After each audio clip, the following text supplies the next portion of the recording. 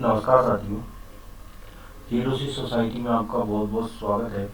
आज की इस छोटी सी वीडियो में अपन बात करेंगे कि किस प्रकार से जो है आरपीएससी 2013 जो है उसमें तृतीय श्रेणी शिक्षक भर्ती परीक्षा का आयोजन किया गया और उसमें जीके और साइकोलॉजी का पेपर जो था उसमें कौन कौन से प्रश्न जो है आपसे पूछे गए थे उसके रिगार्डिंग आज समस्त क्वेश्चन आंसर को देखेंगे कि कौन से प्रश्न थे और क्या है उसके उत्तर।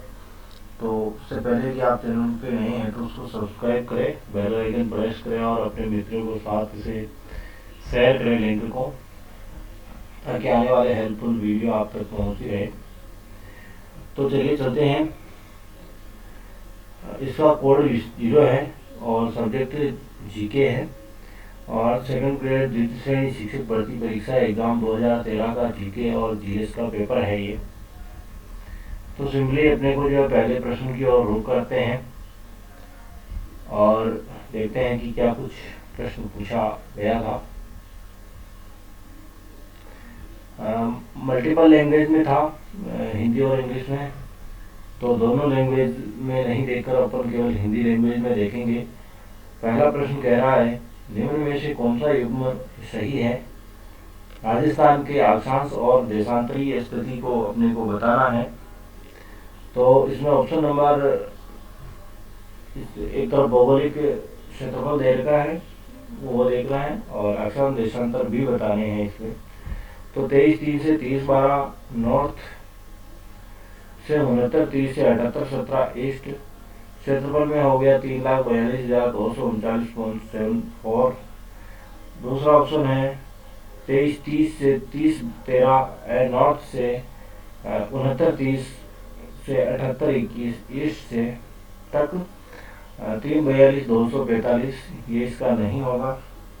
तीसरा में बता रहा है 23-25 से 30-12 नॉर्थ से 69-29 से 78-25 ईस्ट 3,42,241। ये भी इसका आंसर नहीं होगा।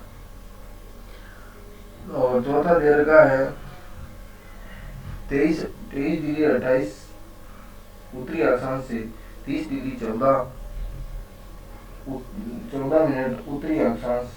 तो और 69 डिग्री से 21 मिनट लेकर 78 डिग्री 21 मिनट ईस्ट से। ये भी जो इसका आंसर नहीं होगा। सिंपली इसका आंसर होगा 23 से 30-12 मिनट नॉर्थ से और नॉर्थ तक है ना, और इधर 69 डिग्री 30 मिनट पूर्व से लेकर 78 डिग्री 17 पूर्व तक। और क्षेत्रफल में 3,42,239.74 जो है इसका क्षेत्रफल है। दूसरे प्रश्न की ओर रुख करते हैं। क्या कुछ कह रहा है, 1000 मिलीबार की समताप रेखाएं जुलाई माह में गुजरती हैं। तो पहला है सिरोही, उदयपुर, प्रतापगढ़ और झालावाड़ से, और दूसरा है सिरोही, चित्तौड़गढ़, कोटा और बारां से, तीसरा है जालोर, पाली, अजमेर और करौली से, चौथा है उदयपुर, चित्तौड़गढ़, कोटा और बारां से। तो इसमें दूसरे नंबर का जो प्रश्न है उसका उत्तर हो जाएगा पहला, सिरोही, उदयपुर, प्रतापगढ़, झालावाड़ से। चलिए रुक करते हैं तीसरे प्रश्न की ओर। तीसरा प्रश्न क्या कह रहा है,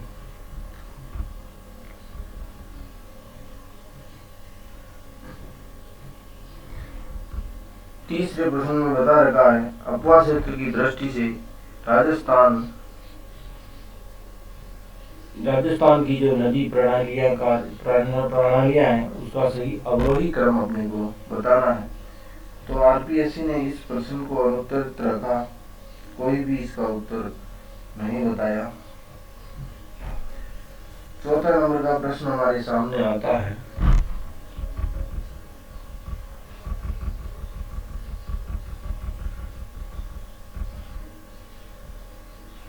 राजस्थान में प्रथम योजना काल से अब तक फसलों के प्रतिरूप में क्या परिवर्तन घटित हुए हैं वो बताने हैं।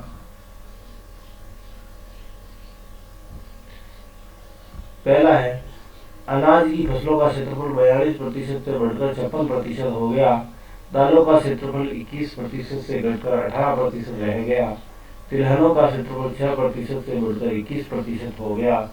कपास, गन्ना, ग्वार, चारा फसलों, फल, सब्जियां, मसालों का क्षेत्रफल 19 डिग्री से बढ़कर 20 डिग्री हो गया। नीचे दिए कूटों से मिलाकर अपने को देखना है। तो इसमें सही हो जाएगा तीसरे नंबर वाला, दूसरा और चौथा सही है।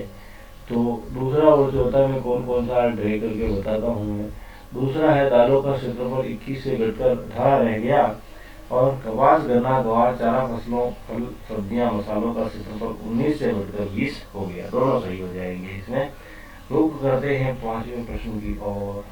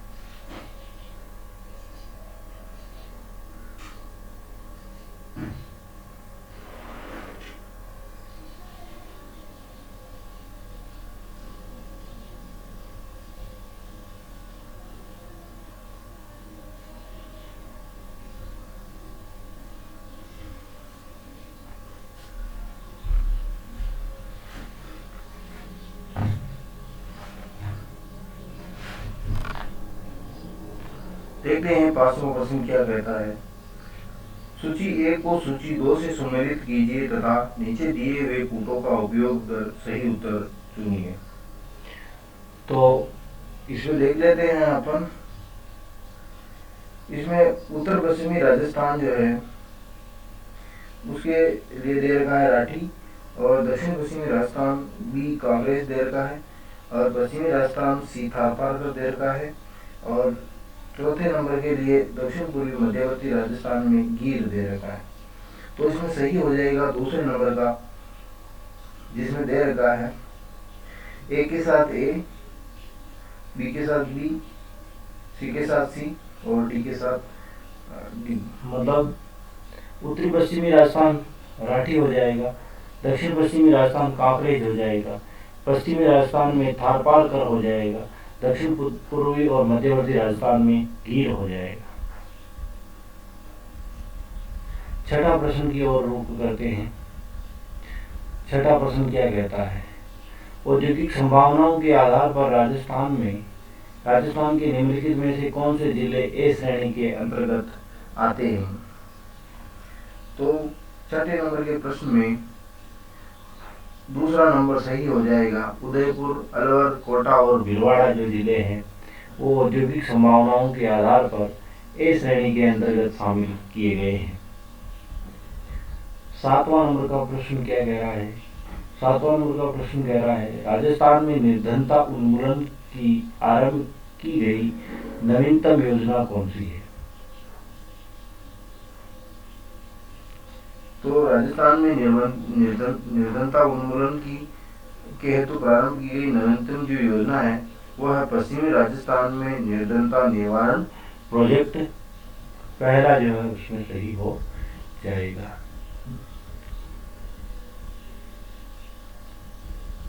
8वां नंबर का प्रश्न क्या कह रहा है।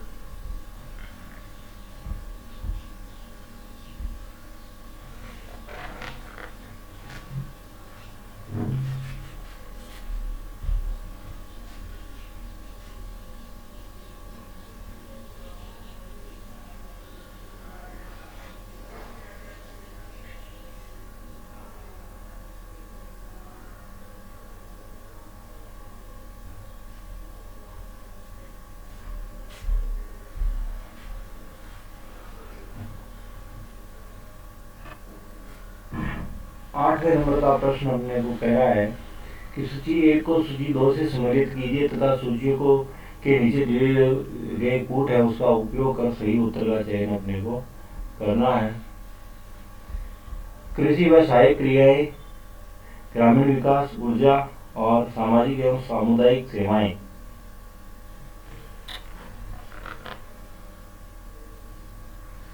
तो इसको जो है आरपीएससी द्वारा अनुत्तरित रखा गया।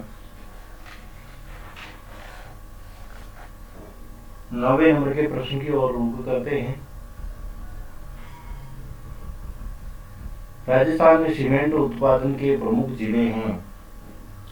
तो इसमें राजस्थान के प्रमुख सीमेंट उत्पादन जिलों में बूंदी, चित्तौड़गढ़, कोटा, सिरोही और उदयपुर सही हो जाएगा पहले नंबर का प्रश्न। उत्तर जो पहला नंबर का जो है ऑप्शन वो सही हो जाएगा।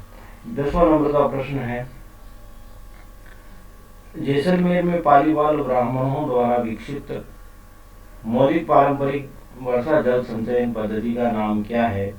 तो इसमें सब अपन जानते हैं कि खड़िंज जो है वो जैसलमेर में पालीवाल ब्राह्मणों द्वारा विकसित मौलिक पारंपरिक वर्षा जल संचयन की पद्धति है। इसमें दूसरा खड़िंज हो जाएगा। निम्नलिखित में से कौन सा कथन सही है? गणेशर एक उत्खनन स्थल नहीं है। विराट एक ग्रामीण संस्कृति केंद्र था। कालीबंगा लोहा युग संस्कृति का उदाहरण था। आहड़वासियों का महत्वपूर्ण व्यवसाय अयस्क तांबे जो है को गलाना और तांबे की वस्तुएं बनाना था। तो इसमें चौथा नंबर का जो है वो कथन पूर्णतः सही है। आहड़वासियों का महत्वपूर्ण व्यवसाय जो है अयस्क और तांबों को गलाना और उससे जो है ताम्र वस्तुएं बनाना आहड़ सभ्यता की मुख्य विशेषताओं में से एक था। चौथे नंबर का ऑप्शन जो है पूरे सही हो जाएगा। 12वां प्रश्न की ओर रुख करते हैं। निम्नलिखित में से किस इतिहासवेता ने कालीबंगा को सिंधु घाटी की साम्राज्य की तृतीय राजधानी कहा था? मतलब जो है कालीबंगा है इसको सिंधु घाटी सभ्यता जो है उसकी तीसरी राजधानी किस इतिहासवेता ने कही थी? तो 12वें नंबर के प्रश्न में हो जाएगा दशरथ शर्मा जो है उन्होंने कालीबंगा को सिंधु घाटी साम्राज्य की तीसरी राजधानी बताया था। नेक्स्ट आपके सामने 13वां प्रश्न। राजस्थान में प्रतिहार वंश के संस्थापक हरिश्चंद्र की राजधानी क्या थी? तो प्रतिहार वंश के हरिश्चंद्र की राजधानी तो मंडोर थी। राजस्थान के प्रतिहार वंश जो है मंडोर से संबंधित रखते हैं। तो यह हरिश्चंद्र की राजधानी थी मंडोर। प्रश्न संख्या 14 हमारे सामने निकल के आता है। पृथ्वीराज चौहान तृतीय का समकालीन चंदेल शासक कौन था?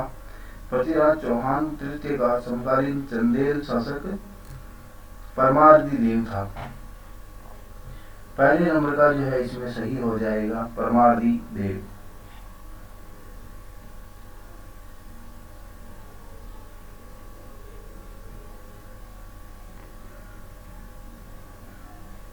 तो इस प्रकार से परमारदी देव इसमें सही हो जाएगा पहला 14वें में। और 15वां नंबर का प्रश्न देखते हैं। 15वें नंबर का प्रश्न क्या कह रहा है? 15वें नंबर का प्रश्न कह रहा है अलाउद्दीन खिलजी की निम्नांकित विजयों को काल क्रमानुसार व्यवस्थित कीजिए। इसमें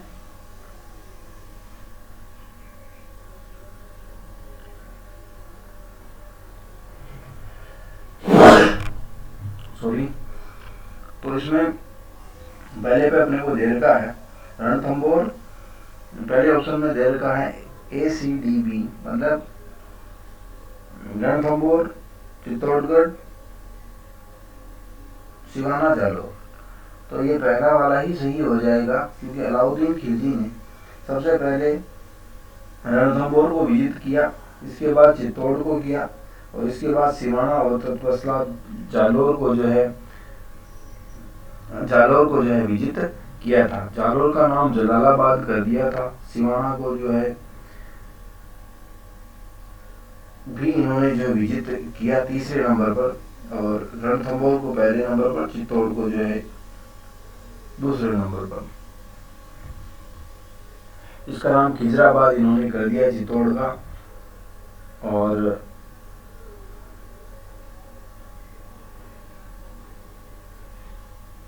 तो इस प्रकार से अपन इसका वर्णन देखते हैं। 1572-73 ईस्वी में अकबर ने जोधपुर को किसको सुपुर्द किया? तो इस टाइम पीरियड में 1572-73 में अकबर ने जोधपुर को जो है बीकानेर की राय सिंह जो थे उनको जो है जोधपुर सुपुर्द किया था। राणा राज सिंह मेवाड़ का समकालीन था। तो राणा राज सिंह जो थे वो मेवाड़ में किसके समकालीन थे? तो इसमें इसका सही आंसर जो है वो औरंगजेब वैसे हो जाना चाहिए था, लेकिन यहाँ आरपीएससी ने इसको जो है बोनस मार्क में बता रखा है। राणा राज सिंह जो है उसका शासनकाल औरंगजेब के समय जो है था, लेकिन इसको जो है आरपीएससी ने अनुत्तरित रखा। कतिपय राजपूत शासकों की सूची नीचे दी जा रही है। राणा सांगा, चंद्रसेन, मान सिंह और राय सिंह, इनमें से अपने को किन्हीं दो का चयन करना है जिन्होंने मुगलों को सहयोग किया था। तो 18वें नंबर में पहला नंबर सही हो जाएगा, सी और डी। मान सिंह और राय सिंह दोनों ऐसे जो है यहाँ के शासक थे जिन्होंने मुगलों को सहयोग दिया था। तो मान सिंह हो गया और राय सिंह, बीकानेर के राय सिंह। और यहाँ पे अपने को देखने को मिलता है 19वां प्रश्न। 19वां प्रश्न क्या कह रहा है? साधु सीताराम दास किस कृषक आंदोलन से संबंधित था? तो साधु सीताराम दास का संबंध जो है बिजोरिया किसान आंदोलन से था। काफी सरल प्रश्न जो है आपके सामने। 20वें नंबर का प्रश्न क्या कह रहा है? 20वें नंबर का प्रश्न कह रहा है सूची 1 को सूची 2 के साथ सुमेलित कीजिए। निम्न दिए हुए कोटों का सही उत्तर जो है इन कोटों से अपने को देखना है। प्रजामंडल दे रखे हैं एक तरफ और निर्माण वर्ष दे रखा है। डूंगरपुर 1931, जयपुर 1936, बीकानेर 1938, अलवर 1944। तो उसमें से सही कौन सा है वो देखना है अपने को। तो सिंपली इसमें दूसरा जो है वो सही हो जाएगा। दूसरा सही हो जाएगा DABC। DABC का तात्पर्य डूंगरपुर जो है 1944 और दूसरे में जयपुर जो है वो 1931 और तीसरे में बीकानेर जो है वो 1936, चौथे में अलवर जो है वो 1938। दूसरे नंबर का ऑप्शन सारा सब सही हो जाता है। यहाँ पे हमारे सामने निकल के आ रहा है 21वां प्रश्न। अजमेर का राजस्थान में विलय कब हुआ? अजमेर में राजस्थान का विलय जो है 1956 ईस्वी में जो है इसका विलय जो है राजस्थान में किया गया। कितने सोपानों में सिरोही का जो है राजस्थान में विलय हुआ?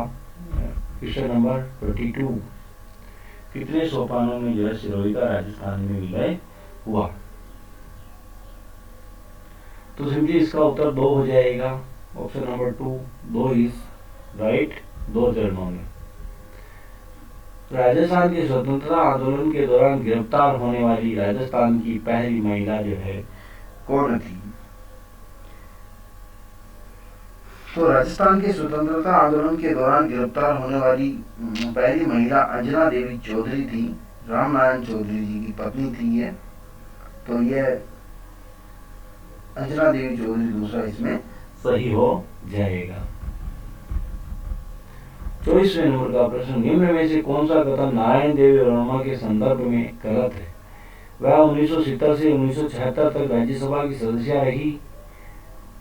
उसने 1944 में भीलवाड़ा में महिला आश्रम की स्थापना की। वह 1957 से 62 तक लोकसभा की सदस्य रही। उन्हें 1942 में आंदोलन में भाग लेने के लिए जो है जेल जाना पड़ा।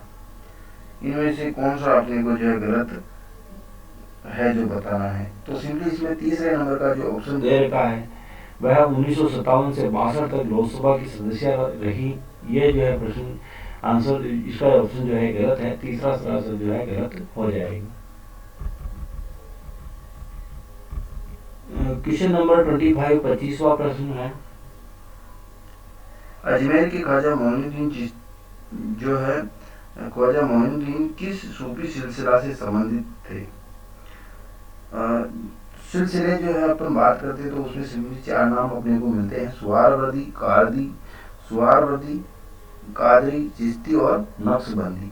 तो अजमेर के ख्वाजा मोइनुद्दीन जो चिश्ती थे, उनका सिलसिला जो था वो है चिश्ती सिलसिले से ये संबंध रखते थे। यहाँ पे सिंपली जो है तीसरा ऑप्शन सही हो जाएगा। किस दुर्ग का प्रवेश द्वार नौलखा दरवाजा कहलाता है? तो नौलखा दरवाजा जाना जाता है नाम से। 26वें का उत्तर सही हो जाएगा 4। रणथंभौर का जो दरवाजा प्रवेश द्वार जो है वो नौलखा दरवाजा के नाम से जाना जाता है।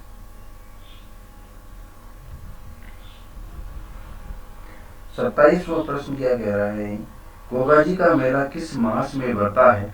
तो भाद्रपद महीना जो होता है, हिंदू भारतीय संस्कृति के अनुसार जो हिंदू महीने हैं वो, तो भाद्रपद जो माह है, हिंदी माह, उस भाद्रपद माह में गोगा जी का प्रसिद्ध मेला का आयोजन किया जाता है। 28वां प्रश्न है, मेहमद आभूषण कहाँ पर पहना जाता है? मेहमद आभूषण कहाँ पर पहना जाता है? तो मेहमद जो है सिंपली सिर पर जो है वो पहना जाता है। पहला ऑप्शन सही हो जाएगा। 29वां प्रश्न है, तेजाजी का जन्मस्थल का नाम क्या है?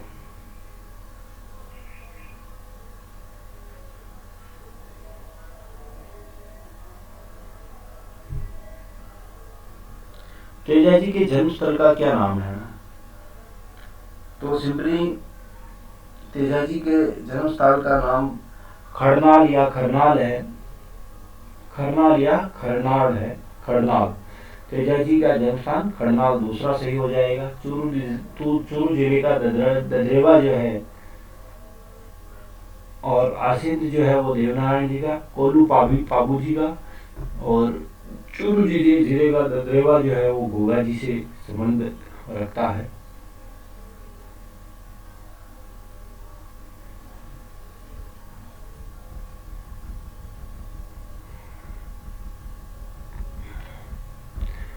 नेक्स्ट प्रश्न आपके सामने, सूची 1 और सूची 2 से सम्मिलित करके इनको कूटों से सही उत्तर का जो है अपने को चयन करना है। कर्णिदान अजितोदय दे रखा है, दौलत विजय कानरदेव प्रबंध दे रखा है, पद्मनाभ कुमार राशो, जगजीवन भट्ट सूरज प्रकाश दे रखा है। तो इसका सही हो जाएगा पहला प्रश्न, पहला ऑप्शन जो है कोट पहला सही हो जाएगा। कर्णिदान जो है उसमें अपने को सूरज प्रकाश करना है, दौलत विजय जो है उसमें कुमार रासो करना है, पद्मनाम जो है उसमें कानर देव प्रबंध करना है, जगजीवन भट्ट में हो जाएगा अजितोदय। तो पहले नंबर का ऑप्शन जो है सही हो जाएगा। 31वां प्रश्न हमारे सामने निकल के आता है, वो क्या कह रहा है देखिए, किशनगढ़ शैली का प्रसिद्ध चित्रकार कौन था? तो किशनगढ़ शैली जो है उसका प्रसिद्ध चित्रकार जो है नागरीदास था, जिन्होंने अपनी प्रसिद्ध जो है प्रेमिका मणिखणी पर उन्होंने चित्रांकन करवाया और उन्हें के विभिन्न प्रकार के चित्र वहाँ पे किशनगढ़ में उकेरे थे। और किशनगढ़ जो है अजमेर जिले से संबंधित रखता है। तो सिंपली जो है किशनगढ़ शैली का चित्रकार नागरीदास हो गया। 32वां प्रश्न है, रावण हत्ता क्या है? तो रावण हत्ता जो है एक वाद्य यंत्र है। सिंपल सा इसका दूसरा ऑप्शन सही हो जाएगा। राजस्थान में जब पहली बार राष्ट्रपति शासन लगाया गया था तब राज्य के राज्यपाल कौन थे? तो राजस्थान में जब पहली बार राष्ट्रपति शासन लगाया था तब राज्य के राज्यपाल संपूर्णानंद थे। 33वें में तीसरा सही हो जाएगा। संपूर्णानंद जो है राजस्थान के राज्यपाल थे जब राष्ट्रपति शासन यहाँ पे लगाया गया था। 34वां प्रश्न क्या कह रहा है, संविधान के अनुसार मुख्यमंत्री को क्या किया जाता है? निर्वाचित होता है, नियुक्त होता है, चयनित होता है या मनोनीत होता है? तो सिंपली अपने को जो है राज्य का जो मुख्यमंत्री होता है उसको जो है अपॉइंट किया जाता है, यानी नियुक्त जो है उसको किया जाता है। दूसरा ऑप्शन सही हो जाएगा यहाँ पे। 35वां प्रश्न क्या कह रहा है? राज्य में संसदीय सचिव किसके समक्ष जो है शपथ और प्रतिज्ञान करता है? तो संसदीय सचिव जो है मुख्यमंत्री के समक्ष शपथ या प्रतिज्ञान करता है। नेक्स्ट 36 नंबर का जो है प्रश्न है वो क्या कह रहा है, देखिए। राज्यपाल अपना त्यागपत्र संबोधित करता है। राज्यपाल अपना त्यागपत्र किसको देता है? तो राज्यपाल अपना त्यागपत्र जो है सिंपली राष्ट्रपति को संबोधित करेगा। पहले नंबर का ऑप्शन इसमें सही हो जाएगा। 37 किसी राज्य के प्रशासनिक पदसोपान के शीर्षस्थ पर कौन होता है? तो राज्य के पदसोपान पर शीर्षस्थ कौन होता है? तो मुख्य सचिव जो है देखिए राज्य के प्रशासनिक पद सोपान को जो सुशोभित करता है। तीसरे नंबर का ऑप्शन सही हो जाएगा, मुख्य सचिव, जिसकी नियुक्ति राज्य के मुख्यमंत्री महोदय करते हैं। 38 नंबर प्रश्न क्या कह रहा है? राजस्थान लोक सेवा आयोग के सदस्यों की जो है अध्यक्ष सहित अनुमत संख्या क्या है? राजस्थान लोक सेवा आयोग के सदस्यों की जो है अध्यक्ष सहित कुल अनुमत संख्या कितनी है? तो सिंपली इसमें चौथा नंबर का ऑप्शन सही हो जाएगा। 8 संख्या जो है होती है आरपीएससी के सदस्यों और अध्यक्षों को मिलाकर, तो ये संख्या बनती है 8। ऑप्शन नंबर 4 सही हो जाएगा। 39 भारतीय संविधान की कौन सी अनुसूची पंचायत की शक्तियों से संबंधित है? तो भारतीय संविधान की 11वीं अनुसूची जो है ग्राम पंचायतों या पंचायतों की शक्तियों से संबंधित है। 12वीं अनुसूची जो है वो शहरी निकाय जो हो गए निगम होते हैं उनसे संबंधित रखते हैं। तो जो है भारतीय संविधान की अनुसूची 11वीं जो है वो ग्राम पंचायती की शक्तियों से संबंधित है, जिसमें 29 विषयों को शामिल किया गया है। 40वां प्रश्न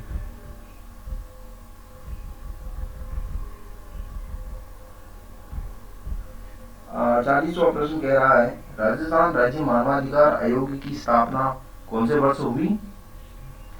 तो राजस्थान राज्य मानवाधिकार आयोग की स्थापना जो है वो 2000 में की गई। दूसरा नंबर का ऑप्शन सही हो जाएगा। राजस्थान से बजरंग लाल ताखर को पद्मश्री पुरस्कार 2013 के लिए चुना गया। वह किससे संबंधित है? तो यहाँ पे इसका ऑप्शन जैसे नौकायन होगा, लेकिन अभी करंट से इसका संबंध है तो अपने को भी ध्यान में नहीं रखना है इसको। 42 प्रश्न संख्या 42 निम्न में से कौन सा युग्म सही नहीं है? इसमें देगा विजय कुमार स्पेस, राहुल खत्री कराटे, सपन त्रिलोकनी निशानेबाज, घमंडा राम एथलेटिक्स। ये जो करंट का प्रश्न है इसको फिलहाल आप स्किप करते हैं। 43 सूची 1 को सूची 2 से सम्मिलित करना है और सूचियों के नीचे कोड का प्रयोग कर सही उत्तर का चयन अपने को करना है। जोधपुर जनसंख्या घनत्व 503, कोटा का 305, अजमेर का 374, भरतपुर का 161 दे रखा है। तो सही इसमें हो जाएगा जोधपुर का 161 जनसंख्या घनत्व 2011 के अनुसार। कोटा का हो जाएगा सिंपली 305। तो चौथे नंबर का ऑप्शन यहाँ से सही होकर निकल के आता है अपने सामने। अजमेर का हो जाएगा 300, अजमेर का हो रहा है सॉरी कोटा का 374 हो जाएगा, अजमेर का 305 और भरतपुर का हो जाएगा 503। इसमें सिंपली ए का 4 हो जाएगा, बी का 3, सी का 2 और डी का 1 हो जाएगा।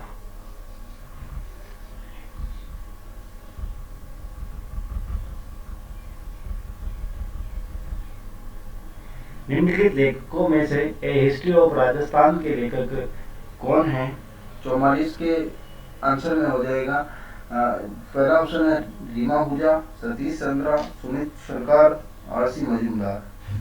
तो ई हिस्ट्री ऑफ राजस्थान के लेखक है रीमा आहूजा, पहला ऑप्शन सही।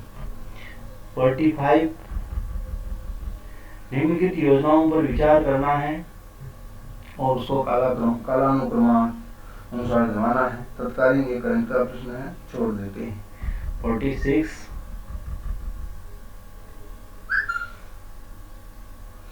46 में दे रखा है राजस्थान में राजीव गांधी पर्यावरण संरक्षण पुरस्कार प्रदान किए जाते हैं। राजीव गांधी के जन्म दिवस 20 अगस्त को, विश्व पर्यावरण दिवस 5 जून को, ओजोन परत संरक्षण दिवस 16 सितंबर को, पृथ्वी दिवस 22 अप्रैल को। तो राजस्थान में राजीव गांधी पर्यावरण संरक्षण जो पुरस्कार है वो सिंपली विश्व पर्यावरण दिवस 5 जून को जो है प्रदान किया जाता है। दूसरे नंबर का ऑप्शन सही हो जाएगा। हाल ही में यूनेस्को ने राजस्थान के 6 पहाड़ी किलों को विश्व धरोहर सूची में शामिल किया है। ये पहाड़ी किले कौन कौन से हैं? तो सिंपली इसमें कौन सा सही है वो देख लो। ऑप्शन में पहले में दे रखा है चित्तौड़गढ़, कुंभलगढ़, रणथंभौर, आमेर, जैसलमेर, गागरोन। बी में दे रखा है चित्तौड़गढ़, कुंभलगढ़, रणथंभौर, आमेर, जैसलमेर, बीकानेर। तीसरे में चित्तौड़गढ़, कुंभलगढ़, रणथंभौर, आमेर, जैसलमेर, जोधपुर। और चौथे में है चित्तौड़गढ़, कुंभलगढ़, रणथंभौर, आमेर, गागरोन, जोधपुर। पहला ऑप्शन जो है वो सही हो जाएगा। यूनेस्को द्वारा राजस्थान के 6 पहाड़ी जिलों की विश्व धरोहर सूची में चित्तौड़, कुंभलगढ़, रणथंभौर, आमेर, जैसलमेर और गागरोन को जो है शामिल किया गया है। और क्वेश्चन नंबर 48 अपने सामने आता है। रघुराम राजन की रिपोर्ट के अनुसार राजस्थान राज्य को माना गया है।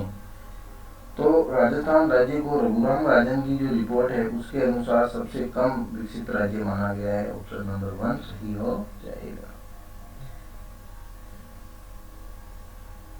नेक्स्ट है राजस्थान रत्न, राजस्थान का सर्वोच्च नागरिक पुरस्कार है। राजस्थान राज्य द्वारा इस पुरस्कार को जो है कब शुरू किया गया? तो वर्ष 2012 जो है, तीसरे नंबर ऑप्शन जो है उसमें दे रखा है। तो 2012 में राजस्थान रत्न नामक जो है इस सर्वोच्च नागरिक राजस्थान के पुरस्कार को जो है शुरू किया गया था 2012 में राजस्थान में। नेक्स्ट दे रखा है राजस्थान में अमृता सोसाइटी का मुख्य उद्देश्य क्या है? तो अमृता सोसाइटी का मुख्य उद्देश्य जो है 50वां प्रश्न निकालते हैं। राजस्थान में अमृता सोसाइटी का मुख्य उद्देश्य, तो राजस्थान में अमृता सोसाइटी का मुख्य उद्देश्य क्या है? तो यह इसका उद्देश्य दूसरे नंबर का ऑप्शन में दे रखा है। महिला स्वयं सहायता समूह के उत्पादों के को विपणन के अवसर की जो है उसको उपलब्ध करवाना। कोई भी जो है ऐसा जो है सेल्फ हेल्प ग्रुप जो है उनके माध्यम से विभिन्न प्रकार के कार्य करवाए जा रहे हैं। तो उन एसएसजी के माध्यम से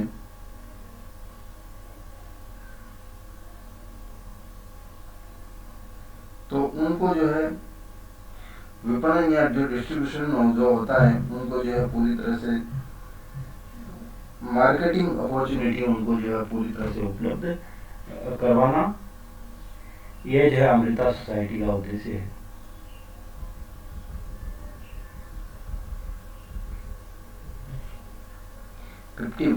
प्रश्न संख्या 51।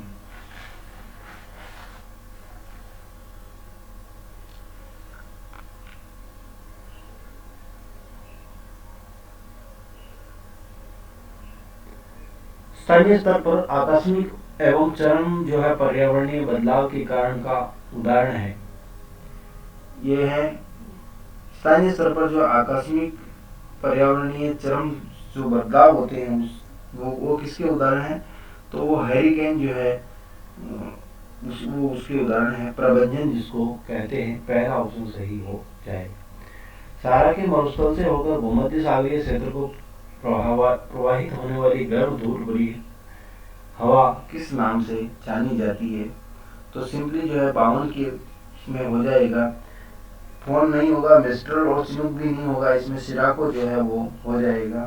सारा मस्टरों से होकर भूमध्य सागर की ओर प्रभावित होने वाली गर्म धूल भरी हवा को अपन सिराको कहते हैं। 53 नंबर के प्रश्न में सन 2013 में विश्व पर्यावरण दिवस पर क्या नारा जो है दिया गया था, वो दिया गया था, विचारिए, खाइए और बचाइए। पहला।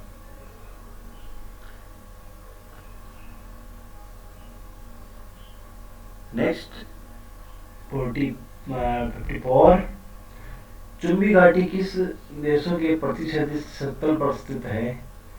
तो 54 वाले में हो जाएगा चुंबी घाटी जो है भारत, भूटान और तिब्बत जो देश हैं, इन देशों के प्रतिच्छेदित स्थल पर जो है चुंबी घाटी स्थित है। नेक्स्ट अपन कुछ देर बाद सॉल्यूशन करेंगे। Let's continue.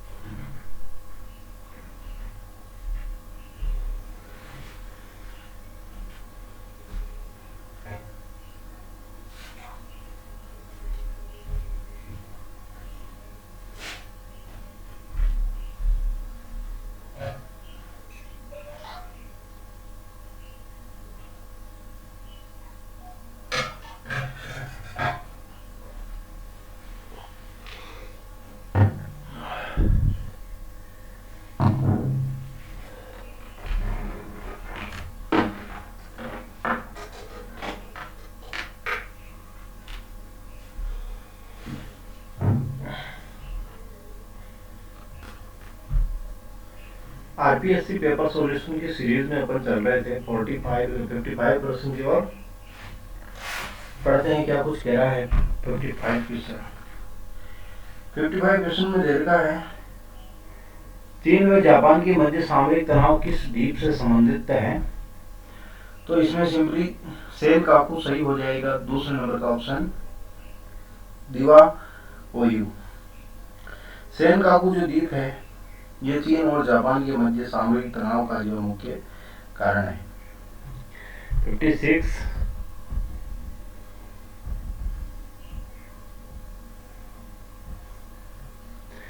ये क्या कह रहा है?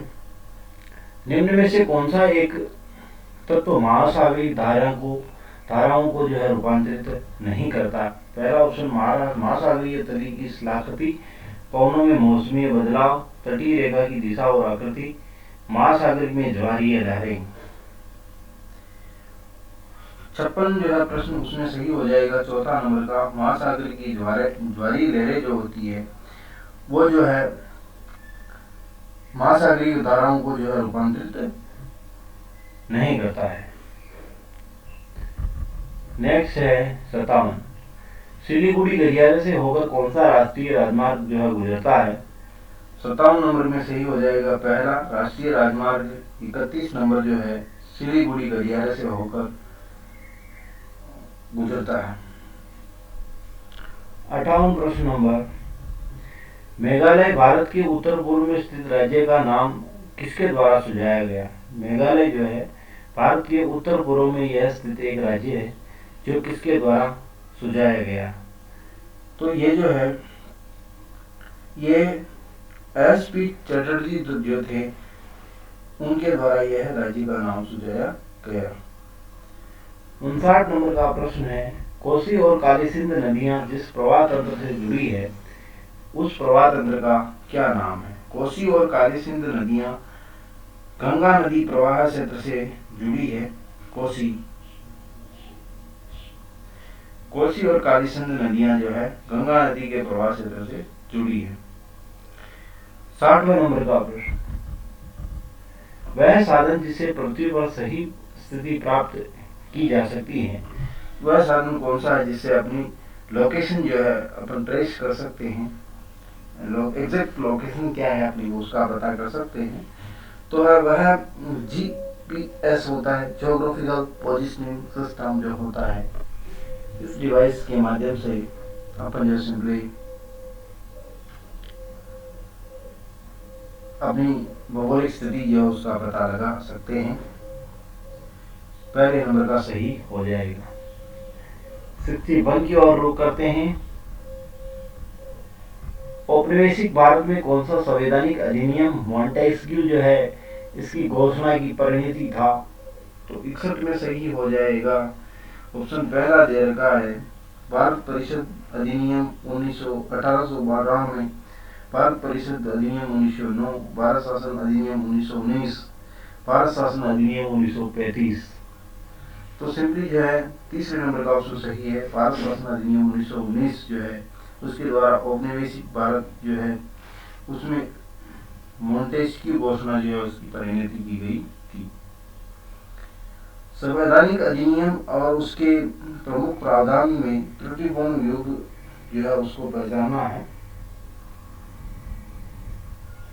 62वें नंबर में प्रश्न में तो त्रुटिपूर्ण युग में सही हो जाएगा पहले नंबर का भारतीय परिषद अधिनियम 1892 परिषदों के लिए प्रत्यक्ष निर्वाचन जो है यह त्रुटिपूर्ण युग में। बाकी सारे सही हैं। भारतीय परिषद अधिनियम 1909 मुसलमानों के लिए प्रत्यक्ष निर्वाचन का घोषणा करता है।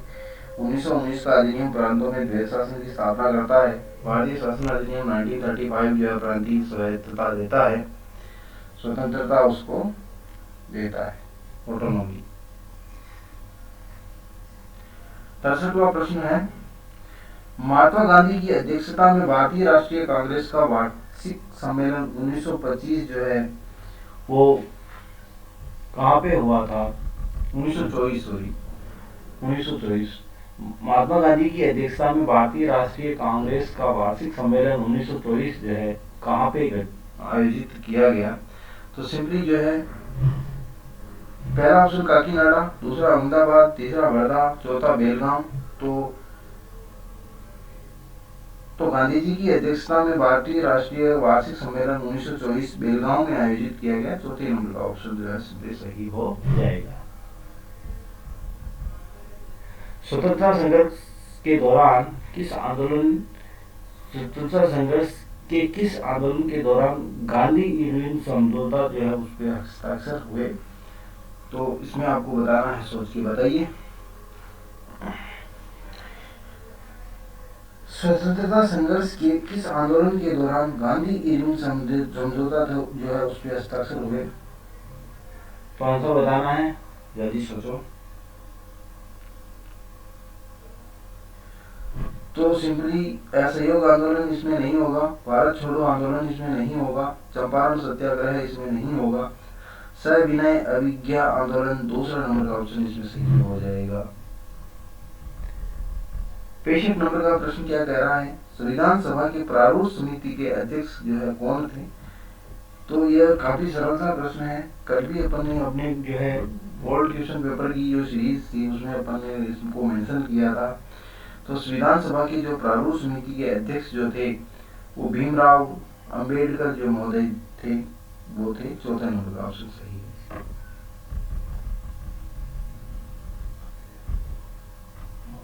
क्वेश्चन नंबर 66, भारतीय संविधान की कौन सी अनुसूची जो है दल बदल विरोधी कानून से संबंधित है?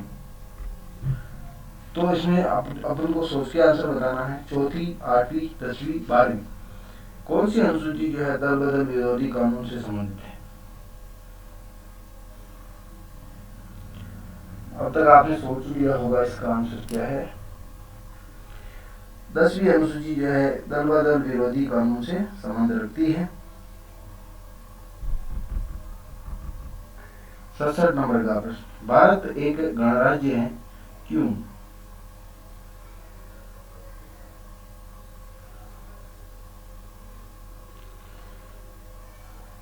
भारत एक गणराज्य है क्योंकि इंडिया इज रिपब्लिक, बिकॉज आपको बताना है भारत के रिपब्लिक होने का क्या रीजन है। तो पहला ऑप्शन, राष्ट्रपति निर्वाचित होता है, संसद द्विसदनात्मक है, मंत्रिपरिषद लोकसभा के प्रति उत्तरदायी होती है, नागरिकों के मूल अधिकार संविधान द्वारा प्रत्याभूत है। पहले नंबर का सिंपली इसमें सही हो जाएगा कि यहाँ का जो है प्रेसिडेंट जो होता है राष्ट्रपति उसको इलेक्टेड किया जाता है या उसका निर्वाचन होता है। 68 क्या कह रहा है? भारतीय संविधान में कौन सा मूल अधिकार मानव के दुर्व्यवहार को जो है निषिद्ध करता है? मतलब जो है ह्यूमन बीइंग की जो है उसकी ट्रैफिक जो है उसको जो है प्रोहिबिट करता है। मतलब जो है मानव के जो है दुर्व्यवहार है उसको जो है निषिद्ध करता है। तो यह सिंपली स्वतंत्रता का अधिकार इसमें नहीं होगा, समता का अधिकार नहीं होगा, संवैधानिक उपचारों का अधिकार इसमें नहीं होगा। तो इसमें सिंपली पहले नंबर का जो है वो सही हो जाएगा, शोषण के विरुद्ध अधिकार। 68 नंबर हो गया है। 69 नंबर, 69 नंबर, निम्नलिखित कथनों पर विचार कीजिए और कूट से जो आपको उत्तर देना है। संसद कोई कानून नहीं बना सकती जो मूल अधिकारों पर अतिक्रमण करे। दूसरा है संसद संविधान संशोधन द्वारा मूल अधिकारों को परिवर्तित कर सकती है। कौन से कथन इसमें सही है? तो दोनों कथन जो है सही है। संसद कोई भी कानून नहीं बना सकती जो मूल अधिकारों पर अतिक्रमण करती हो। और दूसरा है संसद संविधान संशोधनों द्वारा मूल अधिकारों को परिवर्तित कर सकती है। दोनों इसमें सिंपली सही हो जाएंगे। 70 नंबर का प्रश्न, 70 नंबर का प्रश्न है, भारतीय संविधान के किस भाग में राज्य नीति निर्देशक तत्वों का उल्लेख है? भारतीय संविधान के नीति निर्देशक तत्वों का उल्लेख भाग 4 में किया गया है और मूल कर्तव्यों का जो है भाग 4 के में मूल कर्तव्य दिए गए हैं और भाग 4 में केवल जो है राज्य की नीति निर्देशक तत्व लोगों को बताए गए हैं। सिंपली दूसरे नंबर का सही हो जाएगा।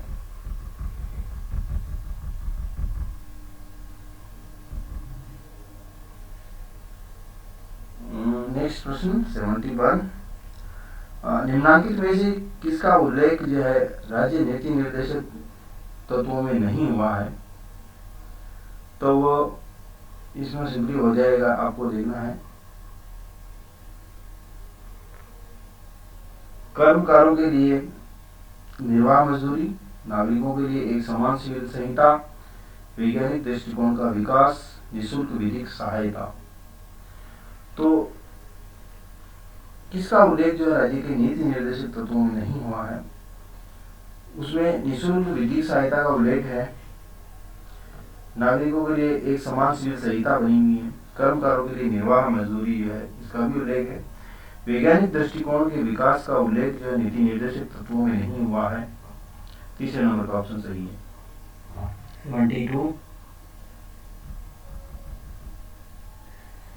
राष्ट्रपति अपना त्यागपत्र किसको संबोधित करता है? तो राष्ट्रपति अपना त्यागपत्र किसको संबोधित करता है? तो राष्ट्रपति ऑप्शन नंबर 1 है राज्य के मुख्य न्यायमूर्ति, राज्य के महान्यायवादी, लोकसभा अध्यक्ष, भारत के उपराष्ट्रपति को। तो राष्ट्रपति अपना त्यागपत्र जो है भारत के उपराष्ट्रपति को संबोधित करते हुए देता है।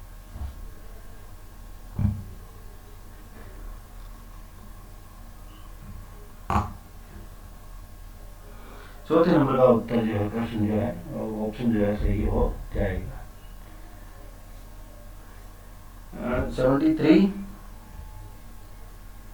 73 में दे रखा है, राष्ट्रपति के निर्वाचन से उत्पन्न विवादों की जांच किसके द्वारा की जाती है? तो राष्ट्रपति के निर्वाचन में उत्पन्न कोई विवाद हो जाते हैं तो इसमें ऑप्शन नंबर 1 दे रखा है राज्य निर्वाचन आयोग, दूसरा उच्चतम न्यायालय, तीसरा संसद, चौथा है भारत का महान्यायवादी।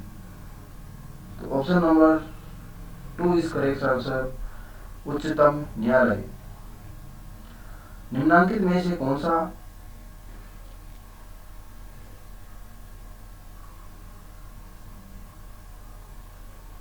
तो उच्चतम न्यायालय जो इसकी जांच करता है।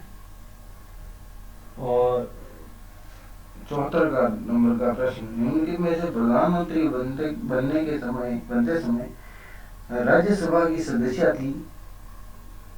तो प्रधानमंत्री बनते समय राज्यसभा की सदस्य कौन थी? इसमें ऑप्शन नंबर 1 इंदिरा गांधी, दूसरा मोरारजी देसाई, तीसरा चरण सिंह, चौथा वीपी सिंह। तो पहले नंबर का इंदिरा गांधी सही हो जाएगा। 75, प्रधानमंत्री किसे पद की शपथ जो है वो दिलाता है? 75वां प्रश्न, तो प्रधानमंत्री किसे जो है अपने पद की शपथ दिलाता है? तो उसमें पहला ऑप्शन उपमंत्री को, उप प्रधानमंत्री, स्थायी लोकसभा अध्यक्ष को, संसदीय सचिव को। प्रधानमंत्री संसदीय सचिव को शपथ दिलाता है, चौथा नंबर का सही हो जाएगा। और सिंपली राज्य में जो है मुख्यमंत्री होता है वो मुख्य सचिव को जो है शपथ और प्रतिज्ञा दिलवाता है। 76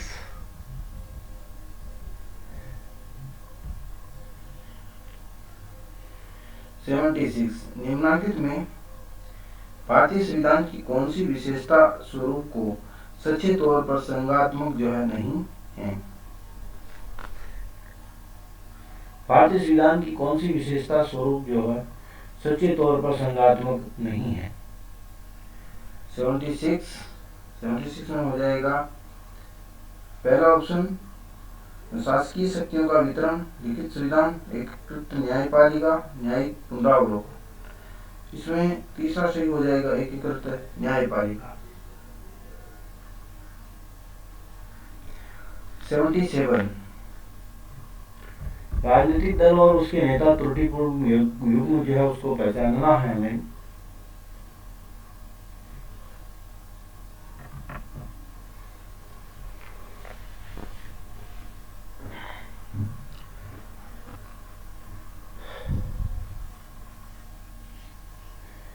राष्ट्रवादी कांग्रेस जो पार्टी है वो पीए संगमा, और communist party S Sudhakar Reddy, तीसरा भारतीय कम्युनिस्ट पार्टी मार्क्सवादी प्रकाश कारत, बहुजन समाजवादी पार्टी मायावती।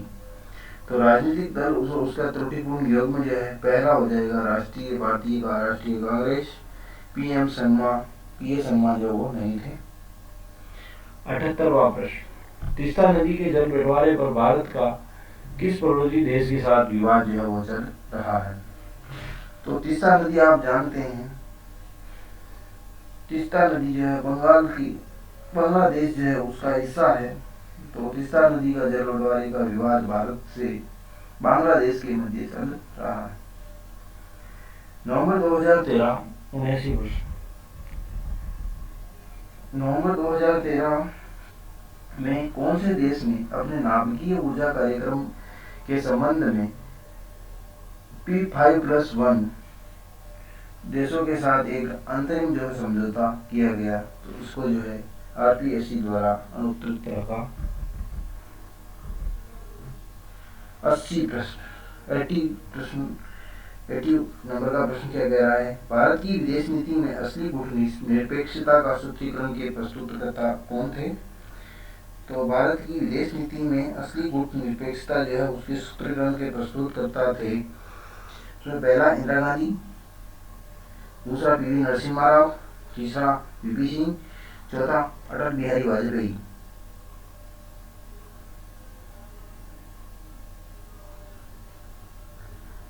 तो 80 नंबर का प्रश्न में सही हो जाएगा चौथा अटल बिहारी वाजपेयी। कूटनिरपेक्ष नीति का सूत्रीकरण वाजपेयी जी ने किया।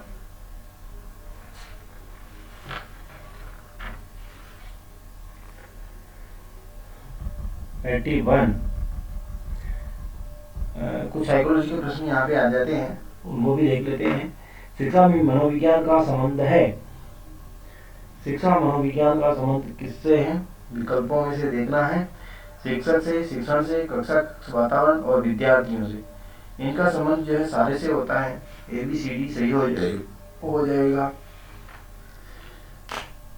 चौथे नंबर का ऑप्शन सही। 82 सूची 1 को सूची 2 से सम्मिलित करना है और नीचे दिए कोड से सही उत्तर का चयन अपने को करना है। जॉन डीवी गेस्टाल्टवाद दे रखा है, टीचनर होगा यहाँ पे, संरचनावाद, कोपका कृत्यवाद, वाटसन व्यवहारवाद। सिंपली इसमें अपन देखते हैं कि पहला सी से हो जाएगा, जॉन डीवी कृत्यवाद, और दूसरा नंबर का दूसरे से टीचनर संरचनावाद, और तीसरा जो है पहले से हो जाएगा, कोपका कोहलर गेस्टाल्टवाद से संबंधित रखते थे, और वाटसन जो है उसका संबंध व्यवहारवाद से था। चौथे नंबर का सिंपली सही हो जाएगा।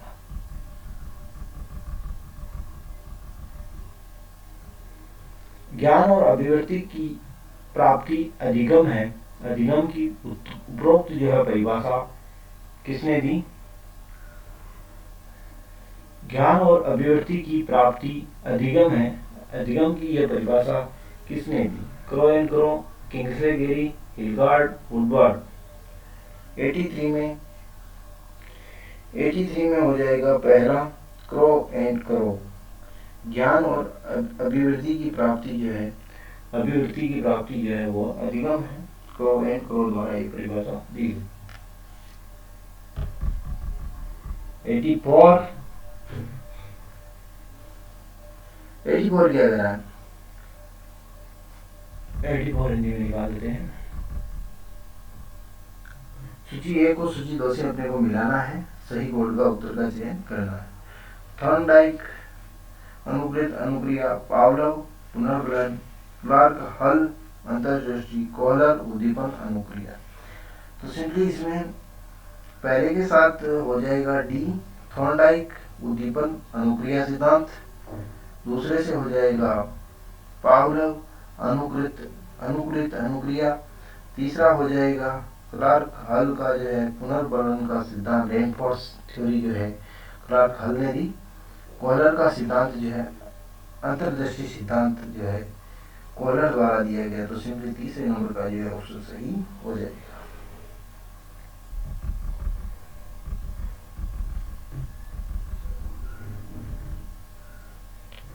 नेक्स्ट आता है अपने सामने 85 अधिगम प्रक्रिया में सही कड़ी का चयन करना है। अधिगम प्रक्रिया में सही कड़ी का चयन अपने को करना है। लक्ष्य, समायोजन, प्रेरक और परिवर्तन, और दूसरा है परिवर्तन, लक्ष्य, प्रेरक और समायोजन, तीसरा प्रेरक, लक्ष्य, समायोजन, परिवर्तन, चौथा समायोजन, प्रेरक, लक्ष्य और परिवर्तन।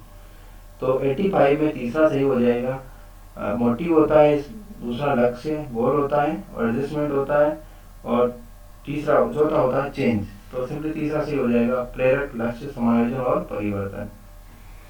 86 निम्न में से कौन सा अधिगम का निर्मितवाद उपागम है? निर्मितवाद उपागम कौन सा है? छात्र जो नवीन सूचना के बारे में बार बार दोहराकर याद करता है। छात्र जो नवीन सूचना को विस्तार से विश्लेषण करता है, व्याख्या करता है, पूर्व ज्ञान से जोड़कर सीखता है। छात्र जो नवीन सूचना पूर्व ज्ञान जिसे वह शुद्ध मानता है उसे विरोधाभासी हो तो उसे नहीं सीखता।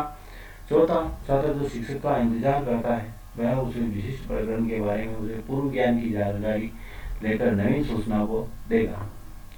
86 में सही हो जाएगा दूसरा, छात्र जो नवीन सूचना को विस्तार से विश्लेषण करता है, व्याख्या करता है, पूर्व ज्ञान से जोड़कर सीखता है।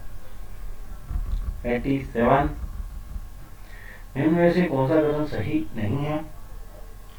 सही नहीं बताना आपको ना। वृद्धि और विकास पर्यायवाची है। वृद्धि में मात्रात्मक परिवर्तन निहित है। वृद्धि जीवन पर्यंत नहीं चलती। वृद्धि के साथ विकास भी होता है। कौन सा सही नहीं है वो बताना। वृद्धि विकास दोनों जो है इसमें आपको सोच के बताना। बताओ देखिए।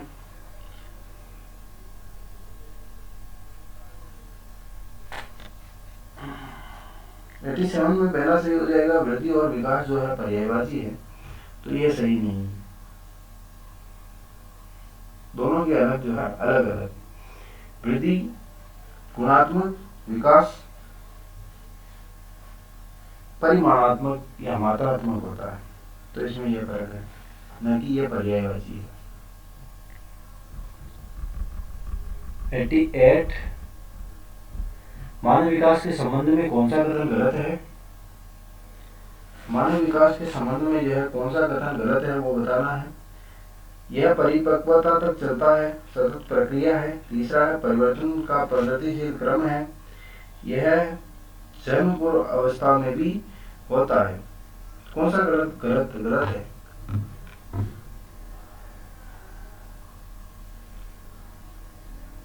मानव विकास जो है जिसमें पहला हो जाएगा यह परिपक्वता तक नहीं चलता है, तो पहला गलत हो जाएगा।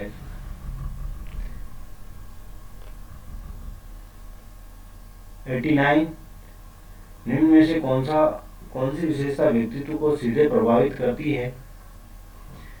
कोड के माध्यम से सही उत्तर का चयन करना है। शारीरिक गठन एवं शारीरिक व्यवहार, सामाजिक व्यवहार, मानसिक आध्यात्मिक योग्यता, संवेगात्मक आयाम, अनुभव।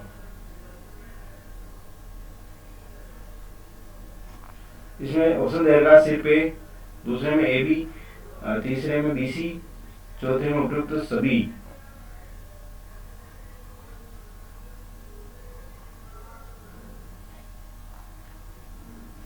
इसमें सही हो जाएगा उपयुक्त सभी वाला सही हो जाएगा।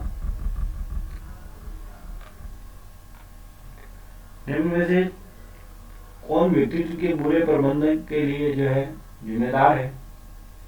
व्यक्तित्व के बुरे प्रबंधन के लिए कौन जिम्मेदार है?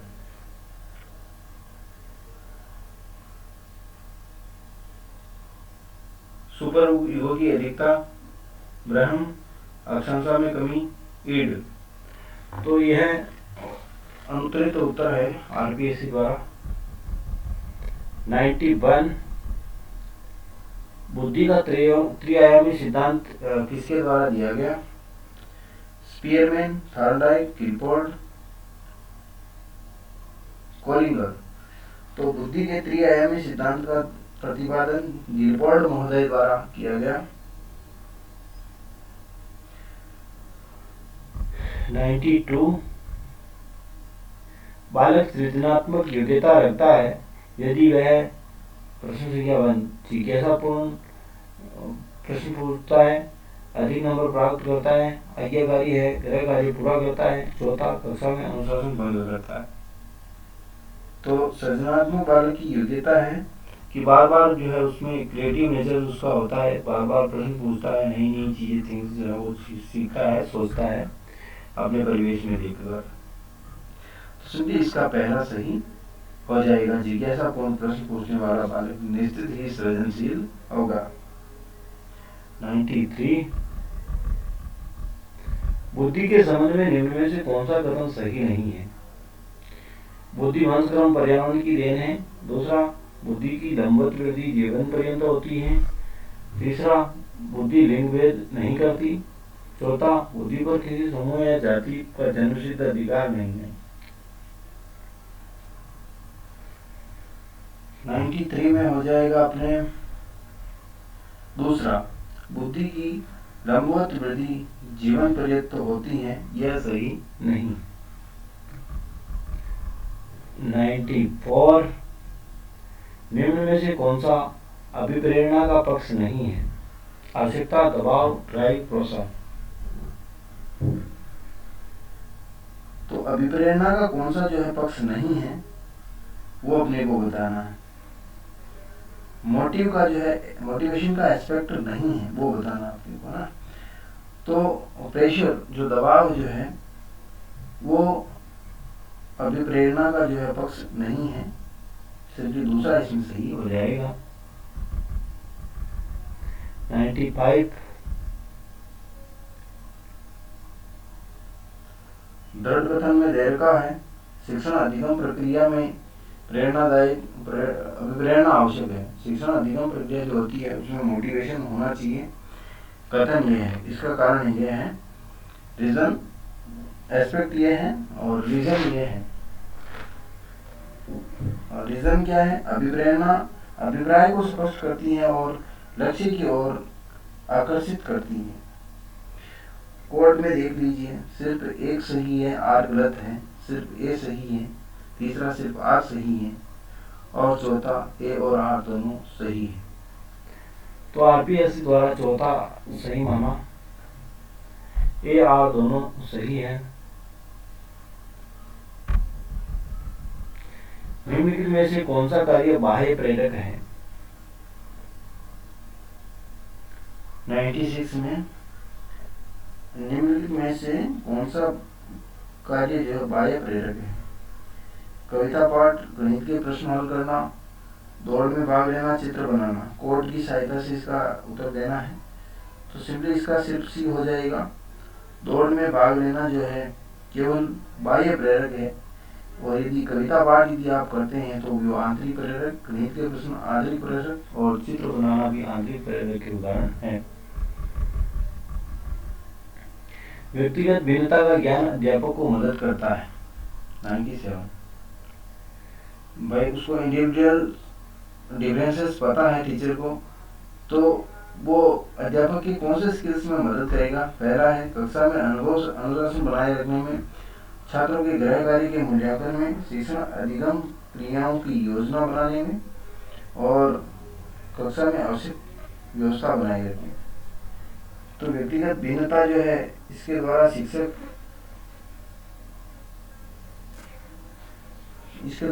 जो है तीसरे नंबर का ऑप्शन इसमें सही हो जाएगा। शिक्षण अधिगम क्रियाओं की योजना जो है बना सकने में अपनी मदद कर पाएगा। 98 निम्न में से कौन सा विशेष आवश्यकता वाले बालकों के वर्ग में आता है? प्रतिभावान, मानसिक रूप से पिछड़े, शारीरिक रूप से अक्षम, सामाजिक रूप से अक्षम। नीचे दिए हुए कोड से इसका उत्तर बताना है। सिंपली जो है इसका उत्तर हो जाएगा सभी। प्रतिभावान विशेष आवश्यकता वाले बालकों में सभी को शामिल करते हैं। प्रतिभावान भी आते हैं, मानसिक रूप से पिछड़े, शारीरिक रूप से अक्षम, सामाजिक अक्षम जो बालक होते हैं उनको भी इसमें शामिल करते हैं।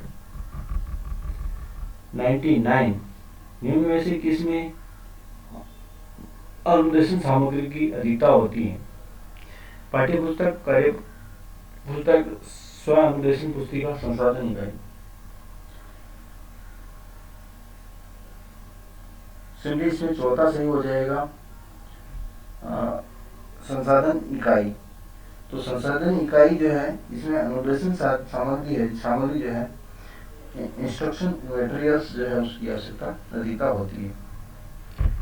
100 नंबर का प्रश्न, छात्रों को मानसिक रूप से स्वस्थ और स्वच्छ बने रहने के लिए विद्यालय प्रशासन को कौन सा तरीका अपनाना चाहिए? घर पर अनुकूल वातावरण देना, बच्चों के मित्रों पर निगरानी, नियमित स्वास्थ्य परीक्षण, शिक्षण की उपयुक्त विधियां। तो छात्रों के मानसिक रूप से स्वस्थ रहने के लिए विद्यालय प्रशासन को जो है नियमित स्वास्थ्य परीक्षण जो है वो करवाया जाना चाहिए। पीरियडिकल जो है मेडिकल चेकअप जो होता है वो विद्यालय द्वारा आयोजन उसका किया जाना चाहिए, ताकि जो है छात्रों का मानसिक विकास पूरी रूप से जो है होता रहे। तो आज की इस शॉर्ट में अपन ने देखा वीडियो में कि किस प्रकार से आरपीएससी द्वारा जो है प्रश्न पूछे गए, उसका सॉल्यूशन